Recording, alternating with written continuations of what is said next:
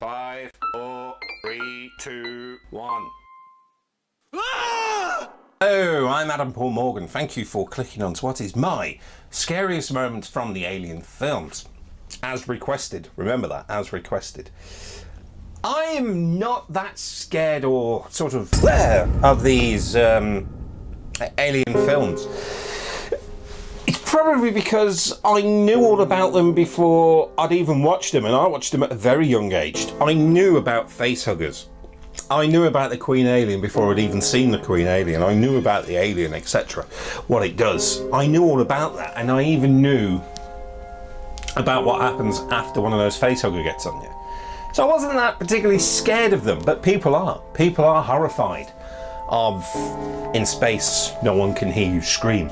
And with Alien Covenant out recently, I was asked to do my top 5 scary moments from the films. So, here we go. 5. Aliens vs Predator 1 and 2. Why is that even in my top 5? Top 5 for scariest moments? Well, it's because they're What's scary that you could take two icons of cinema and bung them together in one film and come out with that trollop. And it was terrible. They work well in comic books, they work well in novels, they work well in video games, but put them on film together, rubbish. It probably would have worked if they actually spent time on it. It was made cheaply, it was made poorly, and it was just a way to make a quick buck from two things. So luckily, thank you Ridley Scott for doing these prequels so we can forget all about the Alien vs Predator films. Thank you. And yes, they are terrible films. Number 4. Back to what is the Alien films now, or I should say Aliens, this bit. It didn't scare me, but it sort of put me on that sort of tense moment that could be a scary situation where Newt and Ridley wake up to find that they've been locked in and there's facehuggers on the loose, but only to find out it was the corporate stooge who'd done it. So that sort of scene there, can be scary, I suppose, particularly if you're watching it for the first time. Knowing that these things and what they can do. Very few situations where something scares you that we can do. So to that point, we hadn't really seen what the facehuggers can do. We'd only seen John Hurt get attacked by one, and that was it. So this was interesting scene to see how fast these things can move for the first time watching them. So yeah, very suspenseful, scary suspense. That particular scene was. It's from Alien Resurrection, Sabrina Hilford. Do you know who the character is? Probably don't. But yes, Alien Resurrection is probably the weakest of the Alien films, but they're 1,000 times better than Aliens vs Predator. I can tell you that now. But what was scary about this particular character's demise, as it were, was definitely the fact that it was set underwater. Are you with me now? The aliens are chasing the characters through the water. And it has that music that builds up, they grab her, and she goes deeper into her demise. 2. We know what David's been up to. I shall say no more. I shall say no more. You've got to watch the latest Alien film to know what I'm on about. 1. It was pretty obvious choice what the number one thing was.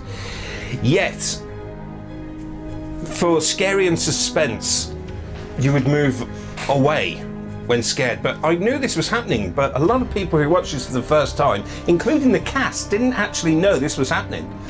And that was the famous chest burst scene. Something iconic, something that probably had never been done before, particularly in cinema. The idea of, the host, it's probably been done in some B-movie, no one would know, the thing bursting out of the chest there.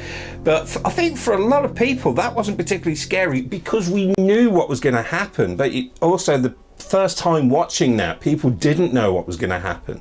And people were screaming and petrified about that. But I think for particularly today's generation, we all know about what was going to happen. We all knew it was going to happen. It's done spoofily now quite a bit. So instead of going back when the scene's happening, great performance by John Hurt, what happens is we move forward to the camera to take a closer look at what's going on. But my wife watched that scene, I showed her that scene, and she just laughed her head off. So it just shows what it was for nearly 40 years of things happening, things changing, how something can scare someone nearly 40 years ago, and it's a bit of a laughing stock now. But she watched the rest of the film, and it wasn't really all about the creature. It's all about the humans and the big corporations that are trying to weaponize this thing and into that. So it's pretty interesting going back to looking at this, trying to do, as requested, what was the scariest top 5. Because to me, none of it really kept me up at night thinking about, oh, this creature, blah, blah, blah. It was really more of the human element of these characters in this situation, and you could call it a slasher, particularly the first film or the latest film. I saw that as a slasher, but this latest thing of what they're doing is fantastic, and I'm looking forward to it. It wasn't great, but going into that, I'm slightly going off topic here for a top 5, but the first Alien film, that is a true horror classic, and it's a little bit scary. But that's part of the entertainment, to be that little bit scared.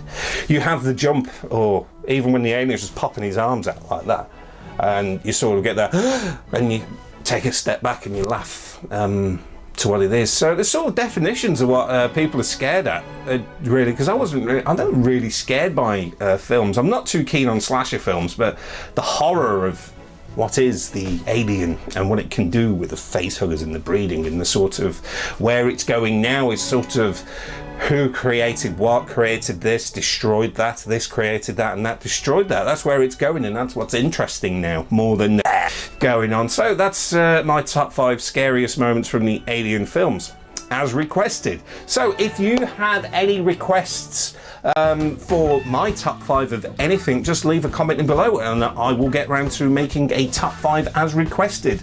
But I'll just give you the heads up, I have a bit of a backlog now for top 5, but I will get round to them now. The next one is going to be my top 5 favourite games of all time, as requested by someone through the Xbox Live so messaging board. So yeah, this is going to be a tough one. The next one's probably going to be even tougher than this one for me to do. So thank you very much for watching. If you have a request or the subscribe stuff, likey, dislike, it's up to you. I'm Adam Paul Morgan. Thank you very much for watching. Ta-ra a bit.